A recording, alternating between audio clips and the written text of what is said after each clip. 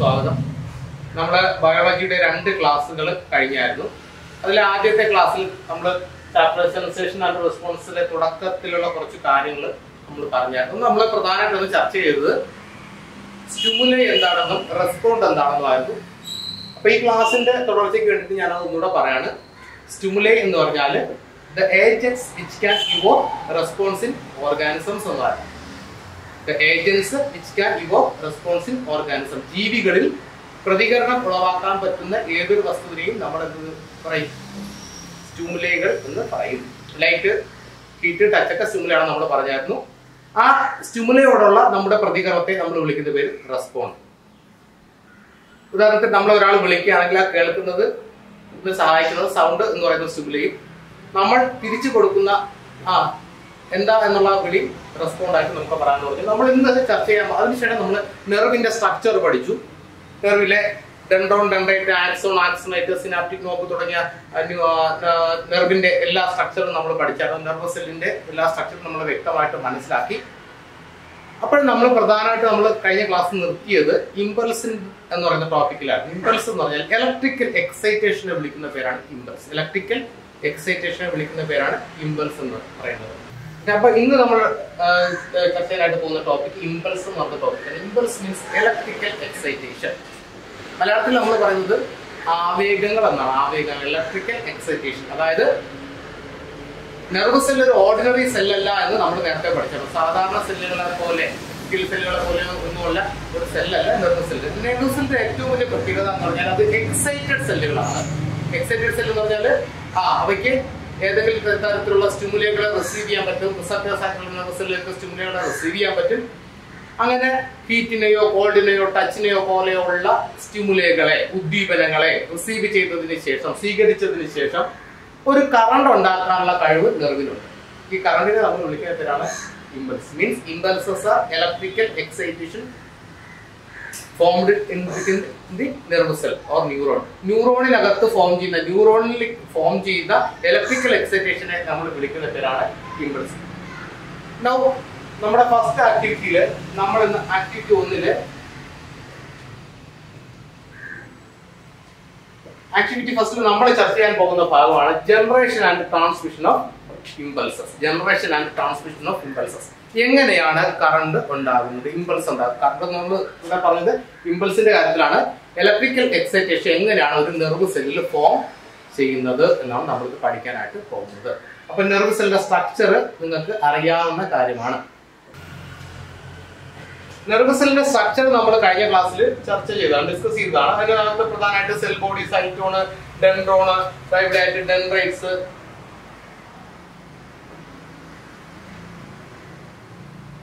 ഡെൻഡ്രോൺസ്, cyton, axon തുടങ്ങിയ ഭാഗങ്ങളുണ്ട്. ഈ ഇരിക്കുന്ന നെർവ് സെല്ലിലേക്ക് നമ്മളത് സ്റ്റിമുലൈ അപ്ലൈ ചെയ്യണം. അഥവാ ചൂട്, തണുപ്പ്, നേരത്തെ പറഞ്ഞ പോലെ ടച്ച്, ഹീറ്റ്, കോൾഡ്, പ്രഷർ തുടങ്ങിയ ഏതെങ്കിലും ടൈപ്പിലുള്ള ഒരു സ്റ്റിമുലൈ നമ്മൾ അപ്ലൈ ചെയ്താൽ ഈ നെർവ് സെല്ലിന്റെ അകത്തൊരു ഇലക്ട്രിക്കൽ എക്സൈറ്റേഷൻ ഉണ്ടാകും. ഇങ്ങനെ ഉണ്ടാകുന്ന ഇലക്ട്രിക്കൽ എക്സൈറ്റേഷനെ നമ്മൾ വിളിക്കുന്ന പേരാണ് ഇമ്പൾസസ്. ഒന്നുകൂടി, impulses are the electrical excitation produced neurons. എല്ലാ സ്റ്റിമുലൈസ് അപ്ലൈ ചെയ്യും. ഒരു സ്റ്റിമുലൈ അപ്ലൈ ചെയ്യുന്ന സമയത്ത് നെർവ് സെല്ലിൽ ഉണ്ടാകുന്ന ഇലക്ട്രിക്കൽ എക്സൈറ്റേഷനെ നമ്മൾ വിളിക്കുന്ന പേരാണ് ഇമ്പൾസുകൾ. അപ്പൊ ഈ ഇമ്പൾസ് എങ്ങനെ ജനറേറ്റ് ചെയ്യുന്നു നമുക്ക് നോക്കാം. അതിനായിട്ട് നമ്മൾ സെലക്ട് ചെയ്യുന്ന ഭാഗം നെർവോണിന്റെ ഈ ഒരു ടോപ്പിക് നമുക്ക് ഇത്രയും പാർട്ടിനെ നമ്മൾ എടുത്തിരിക്കുകയാണ്. അത് ആ ഭാഗം നമ്മൾ ഇങ്ങോട്ട് മാറ്റി ഒന്ന് വരച്ചിട്ടുണ്ട്. ഇത് നെർവിന്റെ ആക്സോൺ വരുന്ന ഭാഗമാണ്. നെർവ് സെല്ലിന്റെ ഭാഗം വരുന്ന ഭാഗം നമുക്ക് എടുത്തിരിക്കുകയാണ്. അപ്പൊ ഇതിൽ നിന്ന് നമുക്ക് ഇമ്പൾസ് ഉണ്ടാകുന്നത് എങ്ങനെയെന്ന് നമ്മൾ പഠിക്കാനായിട്ട് പോകാം. നമ്മുടെ നെർവ് സിസ്റ്റം നമ്മുടെ ആക്ഷനെ അല്ലെങ്കിൽ ആക്ടിവിറ്റികളെയൊക്കെ മാനേജ് ചെയ്യുന്നത് പ്രധാനമായിട്ട്, അതായത് കൺട്രോളും കോർഡിനേഷനും ഒക്കെ നമ്മുടെ നെർവ് സിസ്റ്റം പ്രധാനമായിട്ടും നടത്തുന്നത് ഇമ്പൾസുകളിലൂടെയാണ്. ഈ പറഞ്ഞ ഇലക്ട്രിക്കൽ എക്സൈറ്റേഷനിലൂടെയാണ്. നമുക്ക് ഇവിടെ തന്നിട്ടുള്ള ഫിഗർ ഒന്ന് അനലൈസ് ചെയ്യാം. ഈ ഫിഗറിൽ ആദ്യത്തെ ഫിഗർ നമ്പർ 1 എന്ന് പറയുന്ന ഫിഗറിലേക്ക് നമുക്കൊന്ന് നോക്കാം. ഇവിടെ തന്നിട്ടുള്ളത് നമ്മുടെ നെർവ് സെല്ലിന്റെ പ്ലാസ്മ മെംബ്രെയിൻ ആണ്. ഈ കാണുന്ന പോർഷൻ എന്ന് പറയുന്നത് നെർവ് സെല്ലിന്റെ പ്ലാസ്മ മെംബ്രെയിൻ ആണ്. പ്ലാസ്മ മെംബ്രെയിൻ സെല്ലിനെ കവർ ചെയ്തുള്ള മെംബ്രെയിൻ പ്ലാസ്മ മെംബ്രെയിൻ ആണെന്ന് നമുക്കറിയാം.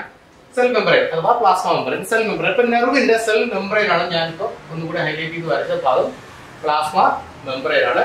ഈ ഇരിക്കുന്ന പ്ലാസ്മ മെംബ്രെയിന്റെ പുറം ഭാഗത്തായിട്ട് പോസിറ്റീവ് ചാർജ് ഞാൻ വരച്ചിട്ടുണ്ട്, പോസിറ്റീവ് ചാർജ് പുറകുവശത്ത്. ഇതിന്റെ ഉള്ളിലായിട്ട് നെഗറ്റീവ് ചാർജ് വരച്ചിട്ടുണ്ട്. ഇത് എന്താണ് സൂചിപ്പിക്കുന്നതെന്ന് പറയാം. റെസ്റ്റിലിരിക്കുന്ന ഒരു നെർവ്, അതായത് യാതൊരു തരത്തിലുള്ള സ്റ്റിമുലയും അപ്ലൈ ചെയ്യപ്പെടാതെ ഇരിക്കുന്ന ഒരു നെർവിന്റെ പ്ലാസ്മ മെംബ്രെയിന്റെ സ്ട്രക്ചർ ആണ് ഈ കാണുന്നത്. അതായത് റെസ്റ്റിംഗ് ടൈമിലുള്ള മെംബ്രെയിൻ ആണ് resting. So to begin with the nerve is in resting state. നമ്മുടെ നെർവ് ഏത് അവസ്ഥയിലാണ്? റെസ്റ്റിംഗ് സ്റ്റേറ്റിലാണ്. അതായത് നമ്മുടെ നെർവ് നാഡി യാതൊരു തരത്തിലുള്ള ഇമ്പൾസും ഉണ്ടാക്കിയിട്ടില്ല, യാതൊരു തരത്തിലുള്ള പ്രതികരണം ഉണ്ടാക്കുന്നില്ല, വെറുതെ റെസ്റ്റിലിരിക്കുന്ന ഒരു നെർവില് പ്ലാസ്മ മെംബ്രെയിനിലെ വെളിയിലെ ചാർജ് പോസിറ്റീവും അതിന്റെ അകത്തെ ചാർജ് നെഗറ്റീവുമാണ്. അതായത് axoplasm inside the plasma membrane bear negative charge and its outer surface become positively charged. പുറം ഭാഗത്ത് പോസിറ്റീവ് ചാർജും അകത്തെ ചാർജ് നെഗറ്റീവ് ചാർജുമായിരിക്കുന്ന റെസ്റ്റിംഗ് ടൈമിലുള്ള ഒരു നെർവിനെയാണ് നമ്മൾ ആദ്യത്തെ ഫിഗറിൽ കൊടുത്തിരിക്കുന്നത്. ഈ കാണുന്ന ആദ്യത്തെ ഫിഗറിനകത്ത് കൊടുത്തിരിക്കുന്നത്. ഈ സമയത്തെ പൊട്ടൻഷ്യൽ നമുക്ക് വേണമെങ്കിൽ റെസ്റ്റിംഗ് പൊട്ടൻഷ്യൽ എന്ന് പറയാം. അതായത് കൂടുതൽ ആലോചിക്കേണ്ട കാര്യമൊന്നുമില്ല. നമ്മളുടെ ശരീരത്തിലേക്ക് ഒരു ചൂട് തരികയാണ്, അല്ലെങ്കിൽ ഒരാൾ ടച്ച് ചെയ്യുകയാണ്. ടച്ച് ചെയ്യുന്നതിന് മുമ്പ് നമ്മുടെ നെർവ് എന്തിലായിരുന്നു? റെസ്റ്റിലായിരുന്നു. അത്ര ഉദ്ദേശിക്കുന്നു. നമ്മുടെ നെർവ് റെസ്റ്റിലായിരുന്നു. അതായത് യാതൊരു തരത്തിലുള്ള ഇമ്പൾസ് ഇവിടെ ഫോം ചെയ്തിട്ടില്ല. ഈ സമയത്താണ് നമ്മൾ ഈ ഒരു ഭാഗത്തേക്ക് ഒരു ടച്ച് കൊടുക്കുന്നത്. നമ്മുടെ കയ്യിലേക്ക് എന്തെങ്കിലും ഒരു ടച്ച് കിട്ടുന്നത്. ഈ ടച്ച് കിട്ടുന്ന സമയത്ത് എന്ത് ചേഞ്ച് ആണ് ഇവിടെ ഉണ്ടാകുന്നത് എന്ന് നമ്മൾ നോക്കാൻ പോവാണ്. അപ്പൊ ഒന്നുകൂടി, ഈ കടുത്തിരിക്കുന്നത് നമ്മുടെ നെർവ് റെസ്റ്റിലിരിക്കുന്ന സമയത്തുള്ള പൊട്ടൻഷ്യൽ ഡിഫറൻസ് ആണ്, അഥവാ ചാർജ് വ്യത്യാസമാണ്. റെസ്റ്റിലിരിക്കുന്ന സമയത്ത് ഇതിന്റെ പ്ലാസ്മ മെംബ്രെയിന്റെ പുറകുവശത്തെ ചാർജ് പോസിറ്റീവും അകത്തെ ചാർജ് എന്തുമായിരിക്കും? നെഗറ്റീവുമായിരിക്കും. ഈ സമയത്തെ പൊട്ടൻഷ്യലിനെ നമ്മൾ റെസ്റ്റിംഗ് പൊട്ടൻഷ്യൽ എന്ന് പറയും. Resting potential. ഇങ്ങനെ റെസ്റ്റിംഗ് പൊട്ടൻഷ്യലിൽ ഇരിക്കുന്ന നെർവ്, അല്ലെങ്കിൽ നെർവ് റെസ്റ്റിംഗ് പൊട്ടൻഷ്യലിൽ ഇരിക്കുന്ന സമയത്താണ് നമ്മൾ ഇതിന്റെ സൈറ്റ് എയിലേക്ക് ഒരു സ്റ്റിമുലി അപ്ലൈ ചെയ്യുന്നു. അതായത് നമ്മുടെ കയ്യിലേക്ക് ഒരാൾ ടച്ച് ചെയ്യുന്നു. ടച്ച് ചെയ്യുന്ന സമയത്ത് ഈ ഇരിക്കുന്ന സൈറ്റ് എ, ഇതാണ് സൈറ്റ് എ എന്ന് കരുതുക. ഈ സൈറ്റ് എയില് ചാർജ് വേരിയേഷൻ വരും. യഥാർത്ഥത്തിൽ ഇതിന്റെ കാര്യം വെച്ചാൽ ഇവിടെ ഒരു സോഡിയം പൊട്ടാസ്യം പമ്പൊക്കെ പ്രവർത്തിക്കുന്നതാണ്. അയൺ ചാനലൊക്കെ ഉണ്ട്. അപ്പൊ നമുക്ക് അതിന്റെ ഡീറ്റെയിൽ ആയിട്ടുള്ള സ്റ്റഡി നമുക്ക് ഇവിടെ ആവശ്യമില്ല. നിങ്ങൾ അടുത്ത വർഷം ഇതിനെപ്പറ്റി, ഈ നെർവസ് സിസ്റ്റത്തിലെ അയൺ ചാനലുകളെ പറ്റി, നെർവിന്റെ ചാർജ് വേരിയേഷൻ വരുന്നതിനെ പറ്റി ഡീറ്റെയിൽ ആയിട്ടൊരു സ്റ്റഡി നിങ്ങൾക്ക് ഉണ്ടാവും. അപ്പൊ ഇപ്പൊ നമ്മൾ അറിഞ്ഞിരിക്കേണ്ട കാര്യം എന്ന് പറഞ്ഞാൽ, റെസ്റ്റിലിരിക്കുന്ന സമയത്ത് പ്ലാസ്മ മെംബ്രെയിന്റെ പുറവശത്തെ ചാർജ് പോസിറ്റീവ് ആണ്. പോസിറ്റീവ് ആവാനുള്ള കാരണം പോസിറ്റീവ് ചാർജുള്ള അയോണുകൾ ഇതിന്റെ മെംബ്രെയിന്റെ, പ്ലാസ്മ മെംബ്രെയിന്റെ വെളിഭാഗത്ത് കൂടുതലായിരിക്കും. അതായത് ഇവിടെ പോസിറ്റീവ് ചാർജുള്ള മെംബ്രെയിനുകൾ ഇവിടെ എന്തായിരിക്കും? കൂടുതലായിരിക്കും. പോസിറ്റീവ് ചാർജുള്ള മെംബ്രെയിനുകൾ ഇവിടെ അകത്ത് കൂടുതലായിരിക്കും. അകത്തെ ചാർജ് എന്തുമായിരിക്കും? നെഗറ്റീവ് ചാർജും ആയിരിക്കും. അകത്തെ ചാർജ് നെഗറ്റീവ് ചാർജും ആയിരിക്കും. ഈ സമയത്താണ് നമ്മൾ എന്ത് ചെയ്യുന്നത്? ഈ ഇരിക്കുന്ന സൈറ്റ് എയിലേക്ക് ഒരു സ്റ്റിമുലി അപ്ലൈ ചെയ്യുന്നത്. ഹീറ്റ് കൊടുക്കുന്നു, കോൾഡ് കൊടുക്കുന്നു, അല്ലെങ്കിൽ ടച്ച് കൊടുക്കുന്നു. ഇങ്ങനെ ഏതെങ്കിലും തരത്തിലുള്ള സ്റ്റിമുലി നമ്മൾ സൈറ്റ് എയിലേക്ക് അപ്ലൈ ചെയ്ത് കഴിഞ്ഞാൽ site A become permeable to certain ions. ചില അയോണുകളെ അകത്തേക്ക് കടത്തിവിടും, ചില അയോണുകളെ ഉള്ളിലേക്ക് കടത്തിവിടുന്ന രീതിയിൽ സൈറ്റ് എന്ത് ചെയ്യുന്നു? മാറുന്നു. എന്ന് പറഞ്ഞാൽ ഈ സമയം പോസിറ്റീവ് ചാർജുള്ള ഈ അയോണിന്, ഇരിക്കുന്ന പോസിറ്റീവ് ചാർജുള്ള അയോണിന് നേരെ ഉള്ളിലേക്ക് കടക്കാൻ പറ്റും. നേരെ ഉള്ളിലേക്ക് കടക്കാൻ പറ്റും. ഉള്ളിലേക്ക് കടന്നാൽ ഇവിടെ ഇരിക്കുന്ന നെഗറ്റീവ് ചാർജ് എന്തായി മാറും? ഈ ഇരിക്കുന്ന പോസിറ്റീവ് ചാർജുള്ള അയോൺ ഉള്ളിലോട്ട് കയറുകയാണ്. ഉള്ളിലോട്ട് കയറുമ്പോൾ പോസിറ്റീവ് ചാർജുള്ള അയോൺ അകത്തേക്ക് കയറുമ്പോൾ അകത്തെ ചാർജ് എന്തായി മാറും? അകത്തെ ചാർജ് പോസിറ്റീവായിട്ട് മാറും. നേരത്തെ അകത്തെ ചാർജ് എന്തായിരുന്നു? നെഗറ്റീവ് ആയിരുന്നു. ഇപ്പൊ അകത്തെ ചാർജ് എന്തായി? പോസിറ്റീവായി. അതായത് ഒരു ചാർജ് വേരിയേഷൻ വരും, അഥവാ ഫ്ലക്സ് വേരിയേഷൻ വരും. ചാർജ് വേരിയേഷൻ നമുക്ക് വിളിക്കാം കറണ്ട് എന്ന് വിളിക്കാം, ഇലക്ട്രിക്കൽ എക്സൈറ്റേഷൻ എന്ന് വിളിക്കാം. ഇത് ഈ ആക്സോപ്ലാസ്റ്റിലുടനീളം സംഭവിക്കും. എന്ന് പറഞ്ഞാൽ ഇവിടുത്തെ ചാർജ് പോസിറ്റീവ് ആണ്, ഇവിടുത്തെ ചാർജ് പോസിറ്റീവ് ആണ്, ഇവിടുത്തെ ചാർജ് നെഗറ്റീവ് ആണ്. സ്വാഭാവികം ഈ പോസിറ്റീവ് ചാർജ് അടുത്ത നെഗറ്റീവിലേക്ക് പോകാതെ ഇത് വീണ്ടും പോസിറ്റീവ് ആകും. അപ്പോൾ ഔട്ടർ സർഫസിലെ ചാർജ് ഈ ഒരു പ്രോസസ് കണ്ടിന്യൂ ചെയ്തുകൊണ്ടിരിക്കും. ഈ ഒരു പ്രോസസ് കണ്ടിന്യൂ ചെയ്തുകൊണ്ടിരിക്കും along the ആക്സോപ്ലാസ്റ്റ്. ഈ ആക്സോപ്ലാസ്റ്റിലുടനീളം ഈ ഒരു പ്രോസസ് കണ്ടിന്യൂ ചെയ്യുന്നതിന്റെ ഭാഗമായിട്ട് വെളിയിലെ ചാർജ് എന്തായി മാറും? നെഗറ്റീവ് ചാർജ് ആയിട്ട് മാറും. കാരണം എന്താ? പോസിറ്റീവ് ചാർജുള്ള അയോണുകൾ എവിടേക്ക് കയറുന്നു? ആക്സോപ്ലാസ്റ്റിന്റെ അകത്തേക്ക് കയറുന്നു. പോസിറ്റീവ് ചാർജുള്ള അയോണുകൾ ഇങ്ങനെ തുടരുന്നു. ഈ ഒരു പ്രോസസ് ഇവിടെ നിങ്ങോട്ട് ഇങ്ങനെ കണ്ടിന്യൂ ചെയ്ത് ആക്സോപ്ലാസത്തിലെ ചാർജ് മുഴുവൻ പോസിറ്റീവും ആക്സോപ്ലാസത്തിന്റെ വെളിയിലിരിക്കുന്ന ചാർജ് എന്തുമായി മാറും? നെഗറ്റീവ് ചാർജുമായിട്ട് മാറും. അഥവാ ചാർജ് വേരിയേഷൻ വരും, അഥവാ ചാർജിൽ വ്യത്യാസം വരും. ഇവിടെ എന്തുണ്ടായി? ചാർജ് വേരിയേഷൻ ഉണ്ടായി. അപ്പൊ രണ്ടാമത്തെ ഫിഗറിൽ നമ്മൾ കാണുന്നത്, രണ്ടാമത്തെ ഫിഗറിൽ എന്തുണ്ടായി? ചാർജിൽ വേരിയേഷൻ ഉണ്ടായതായിട്ട് കാണാൻ പറ്റും. അപ്പൊ ആദ്യത്തെ ഫിഗറും രണ്ടാമത്തെ ഫിഗറും തമ്മിലുള്ള വ്യത്യാസം എന്താണ്? ഓക്കെ, നമുക്ക് അറിയാൻ പറ്റും. ആദ്യത്തെ ഫിഗറിൽ പ്ലാസ്മ മെംബ്രെയിന്റെ വെളിയിലെ ചാർജ് പോസിറ്റീവ്, അകത്തെ ചാർജ് നെഗറ്റീവ്. രണ്ടാമത് എന്ത് സംഭവിച്ചു? നമ്മൾ സൈറ്റ് എയിൽ അല്ലെങ്കിൽ നെർവിലേക്ക് ഒരു സ്റ്റിമുലേ കൊടുത്തു. സ്റ്റിമുലേ കൊടുത്തപ്പോൾ ഈ ഇരിക്കുന്ന റെസ്റ്റിംഗ് പൊട്ടൻഷ്യൽ എന്ന് പറയുന്ന അവസ്ഥ മാറി, റെസ്റ്റിംഗ് പൊട്ടൻഷ്യൽ ചേഞ്ച് ചെയ്തു. എന്നിട്ട് എന്ത് ചെയ്തു? ഇതിനകത്തുള്ള പോസിറ്റീവ് ചാർജുള്ള അയോണുകൾക്ക് ഉള്ളിലേക്ക് കടന്നു വരാനുള്ള ഒരു അവസരം കിട്ടി. എപ്പോഴാണ് അവസരം കിട്ടുക? നമ്മളൊരു സ്റ്റിമുലേ അപ്ലൈ ചെയ്യുന്നത്. അപ്ലൈ ചെയ്തില്ലെങ്കിൽ അവസരം കിട്ടില്ല. അതായത് നമ്മളൊരു സ്റ്റിമുലേ, ഒരു റെസ്റ്റിലിരിക്കുന്ന ഒരു നെർവിലേക്ക് സ്റ്റിമുലേ നമ്മൾ കൊടുക്കാതിരിക്കുന്നിടത്തോളം കാലം അത് റെസ്റ്റിൽ തന്നെ തുടരും. എപ്പോഴെങ്കിലും ഒരു സ്റ്റിമുലേ അപ്ലൈ ചെയ്യുമ്പോൾ ആരെങ്കിലും ഒരാൾ നമ്മളെ തൊടുമ്പോഴാണ് എന്ത് ചെയ്ത്, അല്ലെങ്കിൽ നമ്മളിലേക്ക് ചൂട്, തണുപ്പ്, ടച്ച്, ഹോട്ട് തുടങ്ങി നമ്മൾ കഴിഞ്ഞ ക്ലാസ്സിൽ പഠിച്ച എല്ലാ തരത്തിലുള്ള സ്റ്റിമുലകളിലും ഏതെങ്കിലും ഒരു തരത്തിലുള്ള സ്റ്റിമുലേ നമ്മൾ സൈറ്റ് എയിലേക്ക് അപ്ലൈ ചെയ്താൽ and that site A become permeable to positively charged ions and it leads to change in polarity. ഇവിടെ പോളാരിറ്റിയിൽ അഥവാ ചാർജിൽ വ്യത്യാസം വരുത്താൻ കാരണമായി തീരും. അഥവാ അകത്തെ ചാർജ് നേരത്തെ നെഗറ്റീവായിട്ടും ഇപ്പൊ പോസിറ്റീവായിട്ടും, വെളിയിലെ ചാർജ് പോസിറ്റീവായിട്ടും നെഗറ്റീവായി മാറും. ഇങ്ങനെ ഒരു ചാർജ് വേരിയേഷൻ വരും. ഈ ഒരു ചാർജ് വേരിയേഷനെ നമ്മൾ വിളിക്കുന്ന പേരാണ് ഇമ്പൾസ്. ഈ ഒരു ചാർജ് വേരിയേഷൻ കാരണം ഉണ്ടാകുന്ന കറണ്ടിന്റെ ഫ്ലോയെ വിളിക്കുന്ന പേരാണ് ഇമ്പൾസ്. ഇങ്ങനെയാണ് കറണ്ട് ഉണ്ടാകുന്നത്. അപ്പൊ എന്തുകൊണ്ടാണ് നമ്മൾ വെറുതെ ഇരിക്കുമ്പോഴെന്ത് ചെയ്യില്ല, റെസ്പോണ്ട് ചെയ്യാറില്ല? വെറുതെ ഏതെങ്കിലും ഒരു സ്റ്റിമുലേ അപ്ലൈ ചെയ്യപ്പെടുമ്പോഴാണ് റെസ്പോണ്ട് ചെയ്യുന്നത്. എന്തെങ്കിലും ഒരു കാരണം ഉണ്ടാവണം, അല്ലെ? അല്ലെങ്കിൽ ഒരു കാഴ്ച കിട്ടണം, അല്ലെങ്കിൽ എന്തെങ്കിലും തരത്തിലുള്ള സ്റ്റിമുലേ അപ്ലൈ ചെയ്യണം. അപ്ലൈ ചെയ്യുമ്പോൾ മാത്രമാണ് റെസ്പോണ്ട് ഉണ്ടാകുന്നത്. കാരണം എന്താ? when a stimulus is applied to a nerve cell, it's the portion where the stimulus is applied become permeable to certain ions and it leads to change in flux. എന്തിനു കാരണമാകും? Flux change ചെയ്യുന്നതിന് കാരണമാകും, അല്ലെങ്കിൽ it leads to change in കറണ്ടിൽ variation ഉണ്ടാകുന്നതിന് കാരണമാകും, അല്ലെങ്കിൽ കറണ്ടിൽ change ഉണ്ടാക്കുന്നതിന് കാരണമാകും. ഫ്ലക്സ് വേരിയേഷന് കാരണം ഉണ്ടാകുന്ന കറണ്ടിനെ നമ്മൾ വിളിക്കുന്ന പേരാണ് ഇമ്പൾസ് എന്ന് പറയുന്നത്. അപ്പൊ ആദ്യത്തെ ഫിഗറും രണ്ടാമത്തെ ഫിഗറും നമ്മുടെ ടെക്സ്റ്റ് ബുക്ക് ഒന്ന് നോക്കുക. ടെക്സ്റ്റ് ബുക്ക് നേരത്തെ ടെസ്റ്റിന്റെ ഫിഗർ ഉണ്ട്, അത് നോക്കുക. അപ്പൊ നമ്മുടെ ടെക്സ്റ്റ് ബുക്കിൽ ABC എന്നിങ്ങനെ 3 ഇല്ലുസ്ട്രേഷൻസ് കൊടുത്തിട്ടുണ്ട്. അതിൽ ഫസ്റ്റ് ഇല്ലുസ്ട്രേഷൻ നോക്കുമ്പോൾ കാണാൻ പറ്റും ഒരു റെസ്റ്റിംഗ് പ്ലാസ്മ മെംബ്രെയിന്റെ ഔട്ടർ സർഫസിലെ ചാർജ് പോസിറ്റീവ്, ഇന്നർ സർഫസിലെ ചാർജ് നെഗറ്റീവ് എന്നുള്ളത്. സെക്കൻഡ് ഫിഗറിലേക്ക് നമ്മൾ പോകുമ്പോൾ കാണാൻ പറ്റും അവിടെ ചാർജ് സൈറ്റ് എയിലെ ഒരു പമ്പ് ഓപ്പൺ ആയിട്ട് ആ ഒരു പാർട്ടി കൂടെ പോസിറ്റീവ് ചാർജുള്ള ഉള്ളിലേക്ക് കടന്ന് അകത്തെ ചാർജ് പോസിറ്റീവ്, വെളിയിലെ ചാർജ് നെഗറ്റീവ് ആകുന്നതും ആ ചാർജ് പാസ് ചെയ്ത് പോകുന്ന ഒരു അരവർക്കിലൂടെ അത് പാസ് ചെയ്ത് പോകുന്നതും കാണാനായിട്ട് പറ്റും. അപ്പൊ ഇതിലൂടെ തന്നെ നമുക്ക് തന്നെ മനസ്സിലാക്കാനായിട്ട് പറ്റുകയും ചെയ്യാം. അപ്പൊ ഇതാണ് നമ്മുടെ ഫ്ലക്സ് വേരിയേഷനെ പറ്റി നമുക്ക് പറയാനായിട്ടുള്ള, ഇലക്ട്രിക്കൽ എക്സൈറ്റേഷനെ പറ്റി പറയാനായിട്ടുള്ളത്. The outer surface of the plasma membrane of the neuron is positively charged and the inner surface is negatively charged. This is due to the difference in distribution of certain ions. Certain ions means sodium ions and potassium ions and negatively charged proteins. ഈ negative ചാർജുള്ള പ്രോട്ടീനെയും sodium അയോണിനെയും potassium അയോണിനെയും പറ്റി നമുക്ക് ഈ വർഷം പഠിക്കാനായിട്ട് ഇല്ലാത്തതുകൊണ്ടാണ് അതിനെപ്പറ്റി detail ആയിട്ടൊന്നും പറയാതെ ഇരുന്നത്. അപ്പൊ ഇങ്ങനെയാണ് കറണ്ട് ഉണ്ടാകുന്നത്. അപ്പൊ ഇത്തരത്തിലുണ്ടായ കറണ്ട് അല്ലെങ്കിൽ ഇലക്ട്രിക്കൽ എക്സൈറ്റേഷൻ അഥവാ ഇമ്പൾസ് ഈ നെർവിലൂടെ ട്രാൻസ്മിറ്റ് ചെയ്ത് പോകും. അപ്പൊ നമ്മൾ കഴിഞ്ഞ ക്ലാസ്സിൽ പഠിച്ചായിരുന്നു, ഒരു നെർവ് കഴിഞ്ഞാൽ ഒന്നുകിൽ അടുത്ത നെർവായിരിക്കും, അല്ലെങ്കിൽ ഒരു മസിൽ ആയിരിക്കും, അല്ലെങ്കിൽ ഏതെങ്കിലും തരത്തിലുള്ള എഫക്ടേഴ്സ് ആയിരിക്കും, അങ്ങനെ ഏതെങ്കിലും ഒരാളായിരിക്കും ഈ നെർവ് കഴിഞ്ഞാൽ കാണുക എന്ന് കഴിഞ്ഞ ക്ലാസ്സിൽ കണ്ടായിരുന്നു. അപ്പൊ കഴിഞ്ഞ ക്ലാസ്സിൽ വീഡിയോ കൂടി ഒന്ന് കാണുന്നത് നന്നായിരിക്കും എന്നാണ് എനിക്ക് തോന്നുന്നത്. ഈ ടോപ്പിക്കിൽ നമുക്ക് അതിന്റെ ആവശ്യം വരും. അപ്പൊ നമ്മൾ ഇങ്ങനെ ഫോം ചെയ്ത ഇമ്പൾസ് എങ്ങനെയാണ് അടുത്ത ഭാഗത്തേക്ക് പോകുന്നത് എന്ന് ആണ് നമ്മൾ അടുത്ത പറയാനായിട്ട് പോകുന്നത്. ഈ ഇങ്ങനെ ഫോം ചെയ്ത ഇമ്പൾസ് എങ്ങനെയാണ് അടുത്ത ഭാഗത്തേക്ക് പോകുന്നത് എന്നാണ് നമ്മൾ പറയാൻ പോകുന്നത്. അപ്പോ ജനറേഷൻ ഓഫ് ഇമ്പൾസ് കഴിഞ്ഞു. ഇനി അടുത്ത് നമ്മൾ പഠിക്കാനായിട്ട് പോകുന്ന topic transmission of impulses. Transmission of impulses. അപ്പൊ ജനറേഷൻ ഓഫ് ഇമ്പൾസ് നമ്മളിവിടെ പറഞ്ഞായിരുന്നു. ഇങ്ങനെ ഉണ്ടാകുന്ന ഇമ്പൾസ് നെർവ് വഴി പാസ് ചെയ്ത് പോയി ആ നെർവിന്റെ എന്തായിട്ടുള്ള ആക്സോണിലേക്ക് എത്തുന്നു. ഈ ആക്സോണിന്റെ പാർട്ട് തന്നെയാണ് ഇവിടെ കൊടുത്തിരിക്കുന്നത്. ആക്സോണിന്റെ അറ്റത്ത് നമ്മൾ വിളിക്കുന്ന പേരാണ് സിനാപ്റ്റിക് നോബ്. അപ്പോൾ ആ സിനാപ്റ്റിക് നോബിനെ തന്നെയാണ് ഇവിടെ വേറൊരു പാർട്ടിലേക്ക് നമ്മൾ മാറ്റി വരച്ചിരിക്കുന്നത്. ഈ ഒരു ഭാഗത്തെ സിനാപ്റ്റിക് നോബ് എന്ന് പറയും. Synaptic knob.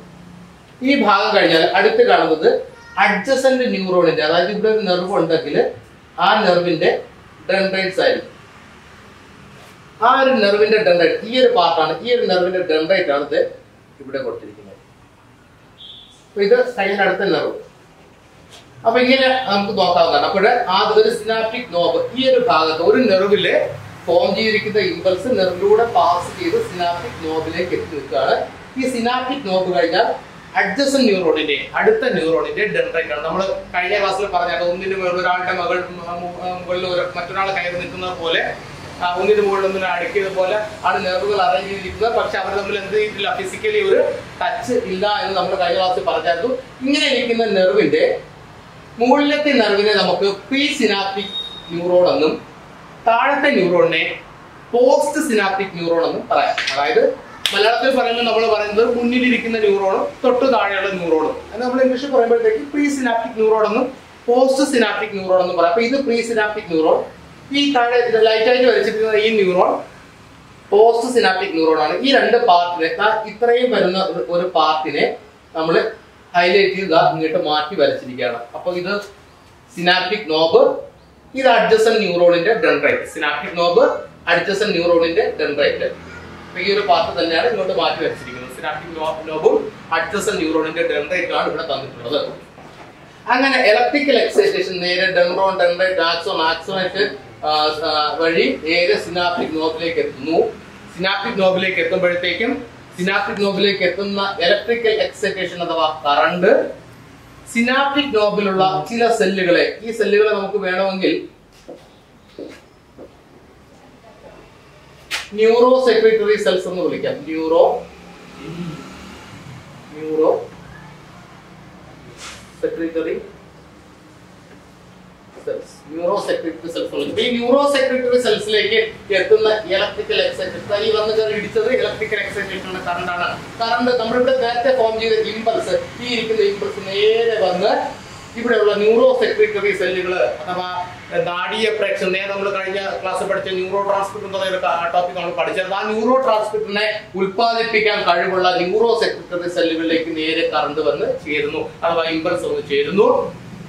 ഈ ഇമ്പൾസ് ഇവിടെ നിന്നുകൊണ്ട് എന്ത് തുടങ്ങാണ്, ന്യൂറോ ട്രാൻസ്മിറ്ററിനെ പ്രൊഡ്യൂസ് ചെയ്യാൻ തുടങ്ങാണ്, നാഡീയ പ്രേക്ഷണത്തെ പ്രൊഡ്യൂസ് ചെയ്യാൻ തുടങ്ങാണ്, അഥവാ ഒരു കെമിക്കലിനെ പ്രൊഡ്യൂസ് ചെയ്യാൻ തുടങ്ങാണ്. കെമിക്കലിന്റെ പേരാണ് neuro transmitter. Neuro secretory produce ചെയ്യുന്ന കെമിക്കലിന്റെ പേരാണ് ന്യൂറോ ട്രാൻസ്മിറ്റർ. അപ്പൊ നമ്മൾ ഒന്നുകൂടെ പറയാണ്, റെസ്റ്റിലിരിക്കുന്ന ഒരു നെർവസ് സെല്ലിലേക്ക് സൈറ്റ് എയിലേക്ക് നമ്മൾ സ്റ്റിമുലി അപ്ലൈ ചെയ്യുന്നു, ഒരു ഹീറ്റോ കോൾഡോ പ്രഷറോ കൊടുക്കുന്നു. സൈറ്റ് എ അയോൺ ചാനലിലൂടെ പെർമിഷനിൽ വേരിയേഷൻ ഉണ്ടാക്കുന്നു.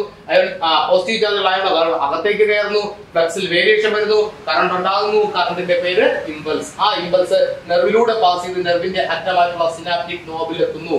സിനാപ്റ്റിക് നോബിൽ എത്തുമ്പോൾ അടുത്തിരിക്കുന്ന ന്യൂറോണിന്റെ ഡെൻഡ്രൈറ്റ്, അടുത്ത ന്യൂറോണിന്റെ ഡെൻഡ്രൈറ്റ്, ഈ ഡെൻഡ്രൈറ്റ്, അപ്പൊ ഡെൻഡ്രൈറ്റും അഡ്ജസന്റ് ന്യൂറോണിന്റെ സിനാപ്റ്റിക് നോബും തമ്മിൽ എന്ത് ചെയ്യുന്നില്ല, ഒരിക്കലും ടച്ച് ചെയ്തില്ല. അതായത് നമ്മൾ ഇങ്ങനെ വെച്ചിരിക്കുന്നത് പോലെയാണ്, തമ്മിൽ എന്ത് ചെയ്യുന്നില്ല, ടച്ച് ചെയ്യുന്നില്ല. ഇത് സിനാപ്റ്റിക് നോബ്, ഇത് സിനാപ്റ്റിക് നോബ് ആണെങ്കിൽ ഇത് അഡ്ജസന്റ് ന്യൂറോണിന്റെ ഡെൻഡ്രൈറ്റ്. ഇത് തമ്മിൽ എന്ത് ചെയ്യുന്നില്ല, ഫിസിക്കലി കോണ്ടാക്ട് ഇല്ല. ഈ ഭാഗത്തേക്ക് ന്യൂറോ ട്രാൻസ്മിറ്റർ എന്ന് പറഞ്ഞ കെമിക്കലിനെ പ്രൊഡ്യൂസ് ചെയ്യുന്നു. നമുക്കറിയാം, കെമിക്കൽ എന്ന് പറഞ്ഞാൽ അതൊരു സ്റ്റിമുലയാണ്. ലൈറ്റ് സ്റ്റിമുലാണ്, ഹീറ്റ് സ്റ്റിമുലാണ്, കോൾഡ് സ്റ്റിമുലാണ്, പ്രഷർ സ്റ്റിമുലാണ്, അതുപോലെ കെമിക്കൽസും സ്റ്റിമുലയാണ്. ഈ ഇരിക്കുന്ന കെമിക്കൽ സ്റ്റിമുല ആയതിനാൽ നേരെ പോയി അഡ്ജസന്റ് ന്യൂറോണിന്റെ ഡെൻഡ്രൈറ്റിനെ സ്റ്റിമുലേറ്റ് ചെയ്യുന്നു. സ്റ്റിമുലേ എന്ന് പറഞ്ഞാൽ എന്താണ്? The agents which can evoke response. അപ്പൊ റെസ്പോണ്ട് ഉണ്ടാക്കാൻ പോകുന്ന ഒരു ഏജന്റിനെ നമ്മൾ സ്റ്റിമുലേ എന്ന് വിളിച്ചു. ഇവിടെ ഇത്തരത്തിലുണ്ടാക്കുന്ന കെമിക്കൽ രാസവസ്തുക്കൾ നേരെ പോയി അടുത്ത ന്യൂറോണിനെ പോയി എന്ത് ചെയ്യും, സ്റ്റിമുലേറ്റ് ചെയ്യും. അതായത് നമ്മളൊരു മുള്ളിൽ ചവിട്ടുന്നത് പോലെ, നമ്മളെ ഒരാൾ തട്ടിയാൽ നമ്മൾ തിരിഞ്ഞു നോക്കുന്നത് പോലെ, ടൈറ്റ് വരുമ്പോൾ കണ്ണ് ബ്ലിങ്ക് ചെയ്യുന്നത് പോലെ ഈ ഇരിക്കുന്ന കെമിക്കൽ പോയി തൊട്ടടുത്തിരിക്കുന്ന ന്യൂറോണിന്റെ ഡെൻഡ്രൈറ്റിനെ പോയി സ്റ്റിമുലേറ്റ് ചെയ്യും. അപ്പൊ ഈ കെമിക്കൽ ഉണ്ടായതുകൊണ്ടാണ്, ഇമ്പൾസ് ഉണ്ടായതുകൊണ്ടാണ്, ഇമ്പൾസ് വന്ന് നേരെ ന്യൂറോ സെക്രട്ടറി സെല്ലിനെ എത്തിയതുകൊണ്ടാണ് ന്യൂറോ സെക്രട്ടറി സെൽ കെമിക്കൽ ഉണ്ടാക്കിയത്. കെമിക്കൽ വന്ന് അഡ്ജസന്റ് ന്യൂറോണിന്റെ ഡെൻഡ്രൈറ്റിനെ സ്റ്റിമുലേറ്റ് ചെയ്യുന്നു. അഡ്ജസന്റ് ന്യൂറോണിന്റെ ഡെൻഡ്രൈറ്റ് സ്റ്റിമുലേറ്റ് ചെയ്യപ്പെടുന്നതിനാൽ ഇവിടെ വീണ്ടും നേരത്തെ ഇവിടെ നമ്മൾ ആദ്യത്തെ ഇല്ലുസ്ട്രേഷനിൽ പറഞ്ഞതുപോലെ ചാർജ് വേരിയേഷൻ വരുന്നു. ഇവിടത്തെ സൈറ്റ് എ ന്യൂറോണിന്റെ സൈറ്റ് എ എന്തായി മാറുന്നു, പെർമിയബിൾ ടു പോസിറ്റീവ്ലി ചാർജ് ആയാൽ വീണ്ടും ഇവിടെ എന്തുണ്ടാകുന്നു? കറണ്ട് ഉണ്ടാകുന്നു. അതായത് electrical excitation, chemical signal, chemical signal വീണ്ടും electrical excitation, electrical excitation, chemical signal. ഈ ഒരു ഫ്ലോയില് കറണ്ട് നെർവിലൂടെ പാസ് ചെയ്ത് പോകുന്നു. ഇങ്ങനെയാണ് ഇമ്പൾസിന്റെ ട്രാൻസ്മിഷൻ എന്ന് പറയുന്നത്. അപ്പൊ നമ്മൾ ഇത് രണ്ട് ടോപ്പിക്കാണ് സെൻസേഷണൽ റെസ്പോൺസിലെ രണ്ട് ടോപ്പിക്കാണ് ആക്ടിവിറ്റി 1 പഠിച്ചത്. Generation and transmission of impulse. അതിൽ ഫസ്റ്റ് നമ്മൾ ജനറേഷൻ ഓഫ് ഇമ്പൾസ് ആണ് പഠിച്ചത്. ജനറേഷൻ ഓഫ് ഇമ്പൾസ് എങ്ങനെയായിരുന്നു? റെസ്റ്റിലിരിക്കുന്ന സമയത്ത് നെർവിലുള്ള പൊട്ടൻഷ്യലിന്റെ പേര് റെസ്റ്റിംഗ് പൊട്ടൻഷ്യൽ. റെസ്റ്റിംഗ് പൊട്ടൻഷ്യൽ സമയത്ത് നെർവിന്റെ പെക്യുലാരിറ്റി എന്താണ്? ഔട്ടർ സർഫസിലെ ചാർജ്, പുറമേയുള്ള ചാർജ് പോസിറ്റീവ്, അകത്തെ ചാർജ് നെഗറ്റീവ്. എങ്ങനെയാണ് ഫ്ലക്സ് ഉണ്ടാകുന്നത്? എങ്ങനെയാണ് കറണ്ട് ഉണ്ടാകുന്നത്? നമ്മൾ നെർവിലേക്ക് ഒരു സ്റ്റിമുലേ അപ്ലൈ ചെയ്യണം. നെർവിലേക്ക് സ്റ്റിമുലേ അപ്ലൈ ചെയ്യുമ്പോൾ എന്ത് ചെയ്യുന്നു? നാഡിയിലേക്ക് നമ്മളൊരു ഉദ്ദീപനം കൊടുക്കുമ്പോൾ ആ ഉദ്ദീപനം കിട്ടുന്നതിന്റെ ഭാഗമായിട്ട് എന്ത് ചെയ്യുന്നു? സൈറ്റ് എയിലേക്ക് നിന്നും അയൺ ചാനലുകൾ അകത്തേക്ക് കയറുകയും ചാർജ് വേരിയേഷൻ വരികയും കറണ്ടിൽ വ്യത്യാസം വരികയും ഇവിടെ ഇമ്പൾസ് ഉണ്ടാവുകയും ചെയ്യും. ആ ഇമ്പൾസ് നെർവിലൂടെ പാസ് ചെയ്യുന്നു. പാസ് ചെയ്ത് ആക്സിലേറ്ററിൽ എത്തുന്നു. ആക്സിലേറ്റ് കഴിഞ്ഞാൽ അതാണ് സിനാപ്റ്റിക് നോബ്. ഇവിടെയുള്ള സിനാപ്റ്റിക് നോബിലെത്തി അവിടെ കൊണ്ട് ആ ഇമ്പൾസ് തീരുന്നു. സിനാപ്റ്റിക് നോബോട് കൂടി ഇമ്പൾസ് തീരുന്നു. ഇമ്പൾസിനെ അടുത്ത നെർവിലേക്ക് പോകേണ്ട എന്ത് ചെയ്യും? സിനാപ്റ്റിക് നോബിൽ തീരുന്ന ഇമ്പൾസ് സിനാപ്റ്റിക് നോബിലെ ന്യൂറോ ട്രാൻസ്മിറ്ററിനെ, ന്യൂറോ സെക്രട്ടറി സെല്ലുകളെ സ്റ്റിമുലേറ്റ് ചെയ്യുകയും അവ ന്യൂറോ ട്രാൻസ്മിറ്റർ എന്ന് പറഞ്ഞ കെമിക്കലുകളെ, നാഡീയ പ്രേക്ഷകം എന്ന് പറഞ്ഞ കെമിക്കലുകൾ ഉണ്ടാക്കുകയും ചെയ്യും. ഈ കെമിക്കലുകൾ എന്ത് ചെയ്യുന്നു? അടുത്ത അഡ്ജസന്റ് ന്യൂറോണിന്റെ ഡെൻഡ്രൈറ്റിനെ സ്റ്റിമുലേറ്റ് ചെയ്യുകയും ചെയ്യുന്നു. ഇത്തരത്തിൽ കറണ്ട് ഒരു നെർവിൽ നിന്ന് അടുത്ത നെർവിലേക്ക് പാസ് ചെയ്ത് പോകുന്നു. ഇതാണ് നമ്മുടെ ഇമ്പൾസിന്റെ ട്രാൻസ്മിഷൻ എന്ന് പറയുന്നത്. അപ്പൊ നമ്മുടെ ബോഡിയിലുള്ള നെർവസ് സിസ്റ്റം ഫുള്ളി ഇലക്ട്രിക്കൽ സിഗ്നൽസിനെ പാസ് ചെയ്യുന്നതാണോ അല്ലയോ എന്നൊരു ചോദ്യമാണ് നിങ്ങളുടെ മുന്നിലായിട്ട് ഇപ്പൊ എത്തുന്നത്. ചോദ്യം ഒന്നുകൂടെ, നമ്മുടെ നെർവസ് സിസ്റ്റം ഇലക്ട്രിക്കൽ ഇമ്പൾസിനെ മാത്രമാണോ കടത്തിവിടുന്നത്? ഒരിക്കലുമല്ല. ഇലക്ട്രിക്കൽ ഇമ്പൾസിനെ മാത്രം കടത്തിവിടുന്ന സിസ്റ്റമുള്ള ചില ഓർഗാനിസംസ് ഉണ്ട്. ആർത്രോപോഡ്സ് പോലെയൊക്കെയുള്ള വിഭാഗത്തിലുള്ള ജീവികളിലൊക്കെ ഇലക്ട്രിക്കൽ എക്സൈറ്റേഷൻ മാത്രമേ ഉള്ളൂ. അതായത് നെർവുകൾ തമ്മിൽ ടച്ച് ആണ്, ഫിസിക്കലി ടച്ച് ആണ്. അതുകൊണ്ട് ഒരു നെർവ് അടുത്ത നെർവ് തമ്മിൽ എന്താണ്? ഫിസിക്കലി ടച്ച് ചെയ്തിട്ടുണ്ട്. ടച്ച് ചെയ്തതിനാൽ ഒരു ഇമ്പൾസ്, ഈ നെർവിലുണ്ടാകുന്ന ഇമ്പൾസ് നേരെ അടുത്ത നെർവിലൂടെ പോകും. അതായത് നമ്മുടെ വയറിലൂടെ ഇലക്ട്രിസിറ്റി പാസ് ചെയ്ത് പോകുന്നത് പോലെ, അല്ലെങ്കിൽ നമ്മൾ വേറെ വയർ കണക്ട് ചെയ്താൽ ഒരു വയറിൽ നിന്ന് അടുത്ത വയറിലേക്ക് ഇലക്ട്രിസിറ്റി പാസ് ചെയ്ത് പോകുന്നത് പോലെ ഇലക്ട്രിഫൈഡ് ആയിട്ടുള്ള ഒരു നെർവസ് സിസ്റ്റം ആണ് ഉള്ളതെങ്കിൽ അവിടെ ഇമ്പൾസ് നേരെ പാസ് ചെയ്ത് പോകും. എന്നാൽ നമ്മുടെ ബോഡിയിലെ നെർവസ് സിസ്റ്റം എന്തല്ല? ഫുള്ളി ഇലക്ട്രിക്കൽ അല്ല. കാര്യം എന്താ? ഇലക്ട്രിക്കൽ സിഗ്നൽ ഫോം ചെയ്ത ശേഷം അവ നെർവിന്റെ എൻഡിൽ വന്നതിന് ശേഷം എന്തായി മാറുന്നു? കെമിക്കൽ സിഗ്നലായി മാറുന്നു. ഈ കെമിക്കൽ സിഗ്നൽ അഡ്ജസന്റ് ന്യൂറോണിൽ വീണ്ടും ഇലക്ട്രിക്കൽ എക്സൈറ്റേഷൻ ഉണ്ടാക്കുന്നു. അപ്പോൾ electrical excitation, chemical signal, electrical excitation, chemical signal, electrical excitation, chemical signal, ഇങ്ങനെ എന്ത് ചെയ്യുന്നു? ഇമ്പൾസ് ട്രാൻസ്മിറ്റ് ചെയ്ത് പോകുന്നു. ഇതാണ് ട്രാൻസ്മിഷൻ ഓഫ് ഇമ്പൾസസ് എന്ന് പറയുന്നത്. ഇപ്പൊ നമ്മുടെ എക്സാമുമായി ബന്ധപ്പെട്ട് ചോദിക്കാവുന്ന കുറച്ച് ചോദ്യങ്ങൾ ഇവിടെ വരുന്നുണ്ട്. ഇതിൽ ഏറ്റവും പ്രധാനപ്പെട്ട പോർഷൻസ് എന്ന് പറഞ്ഞാല് എങ്ങനെയാണ് ഒരു ഇമ്പൾസ് ജനറേറ്റ് ചെയ്യുന്നത്. ഇമ്പൾസ് ജനറേറ്റ് ചെയ്യുന്നത് എങ്ങനെയാണെന്ന് ചോദിച്ചാൽ നമ്മൾ എളുപ്പം പറയാൻ പറ്റുന്ന ഉത്തരം എന്താണ്? The potential experienced by a resting nervous cell is known as resting potential. The resting potential എന്ന് പറഞ്ഞാൽ എന്താണ്? റെസ്റ്റിലിരിക്കുന്ന നെർവിൽ എക്സൈറ്റ് ചെയ്യുന്ന പൊട്ടൻഷ്യലിനെ വിളിക്കുന്ന പേരാണ് റെസ്റ്റിംഗ് പൊട്ടൻഷ്യൽ. അതായത് യാതൊരു തരത്തിലുള്ള സ്റ്റിമുലയും പാസ് ചെയ്യാതിരിക്കുന്ന ഒരു നാഡിയില്, യാതൊരു തരത്തിലുള്ള ഉദ്ദീപനങ്ങളെയും കടത്തിവിടാത്ത ഒരു നാഡിയില് ആ അവസ്ഥയെ നമ്മൾ വിളിക്കുന്ന പേരാണ് റെസ്റ്റിംഗ് പൊട്ടൻഷ്യൽ. ഇതിലേക്ക് ചാർജ് വേരിയേഷൻ വരുമ്പോഴുണ്ടാകുന്ന അവസ്ഥയെ വിളിക്കുന്ന പേര് ആക്ഷൻ പൊട്ടൻഷ്യൽ. റെസ്റ്റിംഗ് പൊട്ടൻഷ്യലും ആക്ഷൻ പൊട്ടൻഷ്യലും. അപ്പോ generation of impulse, transmission of impulse എന്നീ രണ്ട് കാര്യങ്ങൾ ഉൾപ്പെടുത്തിയ കാര്യങ്ങളാണ് പറഞ്ഞത്. ഇതോടൊപ്പം ഉള്ള നോട്ട്സ് ഞാൻ നിങ്ങൾക്ക് അയക്കുന്നുണ്ട്. അപ്പോൾ അത് നന്നായി പഠിക്കുക. എന്തെങ്കിലും സംശയം ഉണ്ടെങ്കിൽ ചോദിക്കുക. വീണ്ടും മറ്റൊരു ടോപ്പിക്കുമായിട്ട് വീണ്ടും കാണാം. നന്ദി, നമസ്കാരം.